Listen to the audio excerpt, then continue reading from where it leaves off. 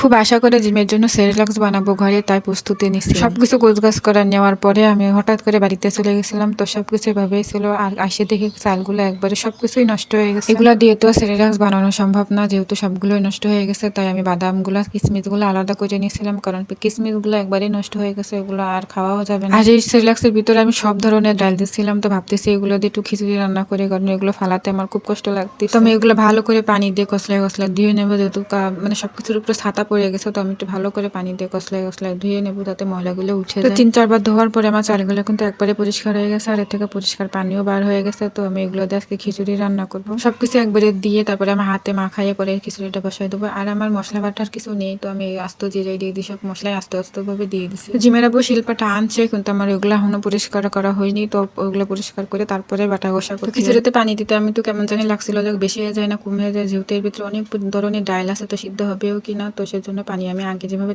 মারে দেখতাম চাল এভাবে করে পানি দিত, তো সেভাবেই ট্রাই করছিলাম। তো খিচুড়িটা আমি চুলার উপরে দিয়ে আসছি, আর এদিকে আমি খিচুড়ির সাথে কয়েকটা চিংড়ি মাছও ভুনা করে নেবো। তো চিংড়ি মাছগুলো ফ্রিজ থেকে বার করে আনছি। তো চিংড়ি মাছ পানি পেলে বরফ ছাড়াই যায়, তো আমি চিংড়ি মাছগুলো আজকে দুপুরে ভুনা করবো, আর সাথে খিচুড়ি। রান্না বান্না শেষ করে আমি শিলপাটাটা একটু ঠিক করতে আসছিলাম, যেহেতু এটাতে বালি ওঠে কিনা। তো একজন আমার বলছে যে শিলপাটাতে বালি ওঠে না, শুধু একটু পাতা বাটতে আর একদিন ভিজায় রাখতে। তো সারা রাত আমি শিলপাটা ভিজায় রাখছিলাম। তো পরের দিন আমি এসে শিলপাটাতে পরে পেয়ারা পাতা বাটতে। আগে এই কাজগুলো খুব শখ করে করতাম, আমার চাচিরা যখন বলতো বাড়তে, তো আমরা অনেক ধরনের পাতা বাটতাম আর খেলা করতাম। আর এখন তো নিজের কাজে করতে কেমন জানি লাগতেছে বাড়তে, তারপরেও করতে হবে, কিছু করার নেই। তো পেয়ারা পাতা বাটার পরে আমি ভালো করে শিলপাটাটা ধুয়ে নেব। তো শিলপাটা শুকাই এনে আমি একটা নিচে একটা মানে কাপড় বিছাই দিছে, আর উপরে একটা দিয়ে দিছে, যাতে ময়লা না পড়ে, তেলা পোকাও না হাঁটে। এভাবে থাকলে ভালো থাকবে, যখন লাগবে আমার এভাবেই আমি নিয়ে ব্যবহার করবো। সব কাজ কাম শেষ করে আমি আসি দুপুরে খাইতে, সাথে চিংড়ি মাছ ভুনা, খিচুড়িও সুন্দরভাবে হয়েছিল, সব ডাল সিদ্ধ হয়েছে। তো আজকে দুপুরে এভাবে খেয়ে নেবো। তো খাওয়া দাওয়া শেষ করে বিকালের দিকে আপনাদের ভাইয়া তোষক আনছিল, যেহেতু একটা ছিল তো এটা তো অনেক শক্ত বা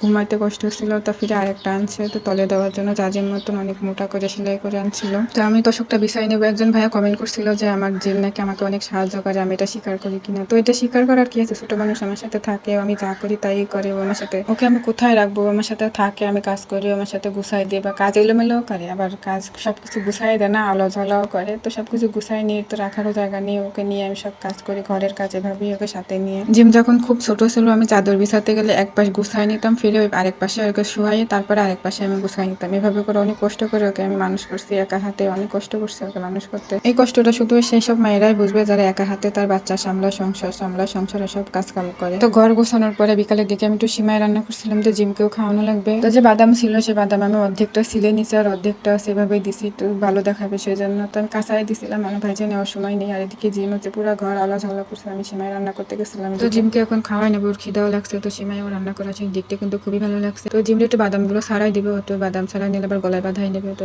জিমরে নিয়ে নিস, আর ও একাকাই চামচ দিয়ে খাবে, আমাদের তোর কাজেই লাগে না, ও একাকাই খাবে, কোনোভাবেই আমার কাছে দিল না। একজন ভাইয়া কমেন্ট করছিল যে আপনি তো ভিডিও করেন, কেউ লাইক করে না, কমেন্ট করে না। তো যদি কারোর ভিডিওটা ভালো লাগে তো একটা লাইক দিয়ে যাবেন। তো সবাই ভালো থাকবেন, আল্লাহ হাফেজ।